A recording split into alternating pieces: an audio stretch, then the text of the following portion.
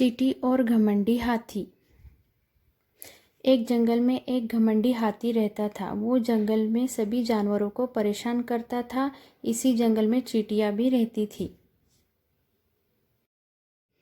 वह खाने की तलाश में अपनी टोली के साथ सुबह सुबह ही निकल पड़ती। उन चींटियों को घमंडी हाथी बहुत परेशान करता था। कभी उनका रास्ता रोककर उनके ऊपर गंदे नाले से सूंड में पानी भरकर फेंक देता, तो कभी अपनी ताकत का प्रदर्शन करके उन्हें डराता। उसी हाथी को इन चींटियों से बड़ी जलन होती थी। वो उन्हें जब भी देखता तो पैरों से कुचल देता। एक दिन चींटी रानी ने हाथी से विनम्रता से पूछा कि आप दूसरों को क्यों परेशान करते हो? यह आदत अच्छी नहीं है। यह सुनकर हाथी बेहद गुस्से में आ गया और उसने चींटी को धमकाया कि तुम अभी बहुत छोटी हो, अपनी जुबान पर लगाम लगा कर रखो। मुझे मत सिखाओ कि क्या सही है क्या गलत, वरना तुम्हें भी कुचल दूंगा।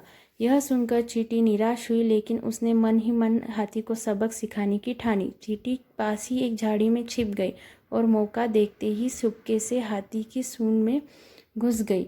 फिर उसने हाथी को काटना शुरू कर दिया। हाथी परेशान हो उठा। उसने सूंड को जोर जोर से हिलाया, लेकिन कोई फायदा नहीं हुआ। हाथी दर्द से परेशान और रोने लगा। यह देख चींटी ने कहा कि हाथी भैया, आप दूसरों को परेशान करते हो तो बड़ा मज़ा लेते हो, तो अब खुद क्यों परेशान हो रहे हो? हाथी को अपनी गलती का एहसास हो गया और उसने चींटी से माफ़ी मांगी कि आगे से वो कभी किसी को नहीं सताएगा। चींटी को उस पर दया आ गई। वो बाहर आकर बोली कि कभी किसी को छोटा और कमज़ोर नहीं समझना चाहिए। यह सुन हाथी बोला कि मुझे सबक मिल चुका है। अब हम सब मिलकर रहेंगे और कोई किसी को परेशान नहीं करेगा। सीख।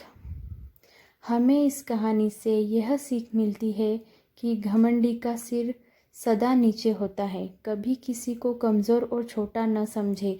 दूसरों के दर्द व तकलीफ़ को समझना ही जीने का सही तरीका है।